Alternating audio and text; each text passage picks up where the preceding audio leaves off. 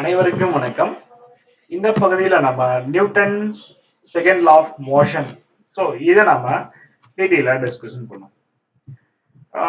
Actually Newton's second law of motion அப்படின்னா நம்மளுக்கு என்னன்னு தெரியும். என்னது? The force acting on a body is directly proportional to the rate of change of linear momentum of the body and the change in momentum takes place in the direction of force.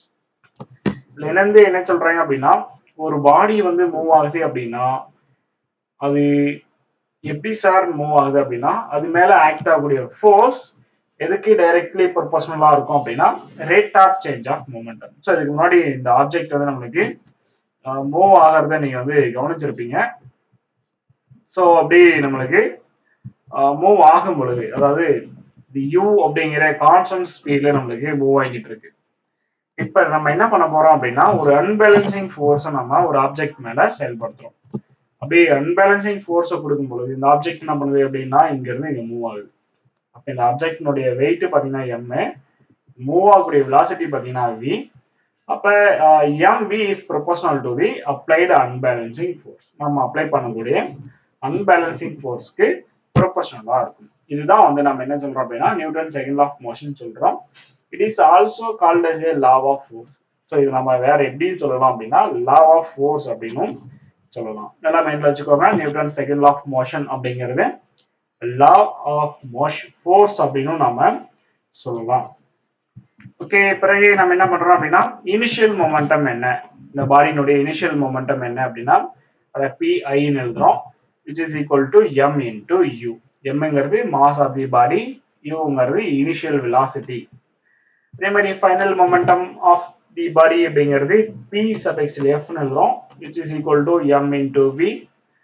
Change in momentum அப்படின்னா என்ன sir அப்படின்னா del p is equal to final momentum minus initial momentum. அப்ப mv minus mu. By Newton's law of motions பிரகாரம் நாம அதனுடைய டெஃபினிஷனை நம்ம எழுதுறோம். Force is directly proportional to the rate of change of momentum. Okay, the force is proportional to change in momentum by time. அதாவது rate of change of momentum அப்படிங்கறத நான் எப்படி எழுதியிருக்கேன், change in momentum by time அப்படின்னு எழுதியிருக்கேன். change in momentumங்கிறது mv minus mu divided by t. இப்போ இந்த proportional symbol cancel பண்ணிட்டு ஒரு கான்ஸ்டன்ட் சேர்க்கிறேன். அப்ப f is equal to k m v minus u divided by t வரும். So here k is proportionality constant which is equal to 1 in all system of units. So அப்படின்னா மேல இருக்கக்கூடிய equation நம்ம எவ்வாறாக எழுதலாம் அப்படின்னா f is equal to m v minus u divided by t. So since the accelerations is equal to change in velocity by time, அதாவது acceleration அப்படிங்கிறது நம்ம எவ்வாறாக எழுதலாம் அப்படின்னா change in velocity by time அப்படின்னு நம்ம எழுதலாம். அப்ப a is equal to v minus u by t எழுதலாம். Hence we have the above equation becomes f is equal to m into v minus u அப்படியே ரீப்ளேஸ் பண்ணிட்டு என்ன எழுதுறோம், a எழுதுறோம். அப்ப here fங்கிறது ஃபோர்ஸ், mங்கிறது மாஸ், aங்கிறது ஆசிலரேஷன். ஸோ நம்ம தியரியில எழுதியிருக்கோம். இப்போ நம்மளுக்கு இங்கிறது என்ன சார் அப்படின்னா no external force is required to maintain the motion of body moving with uniform velocity. இப்போ யூனிஃபார்ம் வெலாசிட்டியில நம்மளுக்கு ஒரு பாடி மோஷன்ஸ் மூவிங் இருக்கணும் அப்படின்னா நம்ம என்ன பண்ண தேவையில்லை அப்படின்னா நோ எக்ஸ்டர்னல் ஃபோர்ஸ் ரிக்வயர்ட். நம்மளுக்கு எக்ஸ்டர்னல் ஃபோர்ஸ் அப்படிங்கிறது தேவை கிடையாது. ஏன்னு பார்த்தீங்க அப்படின்னா when the net force acting on a body is equal to 0 then definitely the velocity the body will change. Okay, நம்மளுக்கு டெஃபினெட்லி வெலாசிட்டி நம்மளுக்கு சேஞ்சஸ் இருக்கும். பட் அதே மாதிரி when the net force acting on a body is not equal to 0, நம்மளுக்கு இது என்ன கிடையாது அப்படின்னா is equal to 0 கிடையாது, it is not equal 0. அப்ப இதுல இருந்து clearly we have to understand one concept like when the force acting on a body, the body will change their position or change their momentum. So which is given in this line. Then the change in momentum takes place in the directions of the force. அப்ப momentum எந்த டைரக்ஷன்ஸ்ல இருக்கு sir அப்படின்னு நீங்க கேட்டீங்க அப்படின்னா எந்த டைரக்ஷன்ஸ்ல object move ஆகுது. இப்போ ஆப்ஜெக்ட் மூவ் ஆகணும் அப்படின்னா கம்பல்சரி இங்க என்ன கொடுத்தாகணும், ஃபோர்ஸ் அப்ளை பண்ணி ஆகணும். அப்போ ஃபோர்ஸ் எந்த டைரக்ஷன்ஸ்ல அப்ளை ஆகுதோ அந்த டைரக்ஷன்ஸ்ல ஆப்ஜெக்டினுடைய வெலாசிட்டி இருக்கும், அந்த டைரக்ஷன்ஸ்ல ஆப்ஜெக்டுடைய ஆசிலரேஷன் இருக்கும், அதே டைரக்ஷன்ஸ்ல தான் நம்மளுக்கு என்ன இருக்கும் அப்படின்னா அந்த ஆப்ஜெக்டினுடைய மொமெண்டம் இருக்கும் அப்படிங்கறத இங்க நம்ம தெளிவுபடுத்திக்கலாம். ஓகே, பிறகு வந்து நம்மளுக்கு டெஃபினேஷன்ஸ் நம்ம 1 நியூட்டனுக்கு நம்ம கொடுக்க போறோம். ஏன்னா ஃபோர்ஸோட unit is like Newton. It is a vector quantity. Force அப்படிங்கிறது வெக்டர் குவான்டிட்டி. ஸோ இப்போ இதுக்கான டெஃபினேஷனாக நம்ம கொடுக்குறோம். அப்போ டிஃபைன் 1 நியூட்டன். 1 நியூட்டன்னா என்ன சார் அப்படின்னா the amount of force required for a body of mass 1 kilogram produces an acceleration of 1 meter per second square which is equal to 1 newton. Okay, உங்களுக்கு புரிஞ்சிருக்கு நினைக்கிறேன். ஏன்னா F is equal to ma. இதுல mass பாத்தீங்கன்னா 1 kilogram இருக்கு. அதனுடைய accelerations 1 metre per second square இருக்கும். எப்போ இருக்கும்?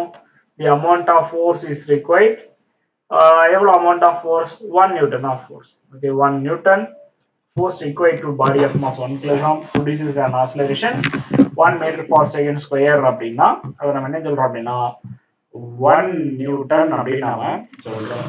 அதுக்கப்புறம் definition of 1 dyne. So dyne அப்படிங்கிறது சிஜிஎஸ் யூனிட் ஆஃப் ஃபோர்ஸ். ஃபோர்ஸ்னுடைய சிஜிஎஸ் யூனிட். நியூட்டன்ங்கிறது எஸ்ஐ யூனிட், டைன்ங்கிறது CGS unit. The amount of force required for a body of mass 1 gram produces an acceleration 1 centimeter second power minus 2 which is equal to 1 dyne அப்படின்னு நம்ம சொல்றோம். அப்போ 1 dyne is equal to 1 gram centimeter s power minus 2 அப்படின்னு நம்ம சொல்றோம். It is also right in the form of 1 newton is equal to 10 power 5 dyne. இதெல்லாம் நீங்க note பண்ணி வச்சுக்கோங்க, உங்களுக்கு யூஸ்ஃபுல்லா இருக்கு. ஏன்னா இது வந்து கிரியேட்டிவ்ல கேட்கறதுக்குன்னா பாசிபிலிட்டிஸ் நிறைய இருக்கு இந்த ஏரியால. அப்போ 1 நியூட்டன் அப்படிங்கிறது 10 power 5 dyne equal.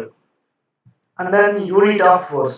Force unit in the amount of force is required to produce an acceleration 1 meter per second square in a body of mass 1 kilogram is called as unit of force. Like as Newton, 1 Newton அப்படிங்கிறது once again நம்மளுக்கு இங்க இப்படி சொல்லியிருக்காங்க. அதாவது மேலே இருக்கக்கூடிய இதே definition தான், பட் இங்க கொஞ்சம் ரீஅரேஞ்ச் பண்ணி வேற மாதிரி நம்மளுக்கு கொடுத்துருக்கு.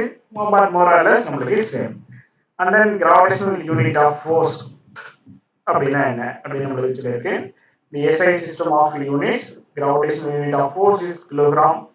Force represented by kgf. இது நம்ம வந்து kgf அப்படின்னு சொல்றோம். இந்த SI systemல, CGS systemல gram force அப்படின்னு சொல்றோம், like gf ன்னு சொல்றோம். அப்போ 1 kilogram force is equal to 1 kilogram into 9.8 meter per second square. So like நம்மளுக்கு என்ன சொல்றோம் அப்படின்னா 9.8 நியூட்டன் அப்படின்னு கிடைக்கும். அதே நம்மளுக்கு கிராம் ஃபோர்ஸ் அப்படின்னு வரும்போது 1 கிலோகிராம் அப்படிங்கிறது 1 கிராம் ஆகிடும். ஸோ 9.8 மீட்டர் அப்படிங்கிறது 980 சென்டிமீட்டர் பர் செகண்ட் ஸ்கொயர் அப்படின்னு வரும். 980 டைன் அப்படின்னு நம்மளுக்கு கிடைக்கும். ஓகே, தேங்க்யூ ஃபார் வாட்சிங் this video. Share and subscribe this YouTube channel.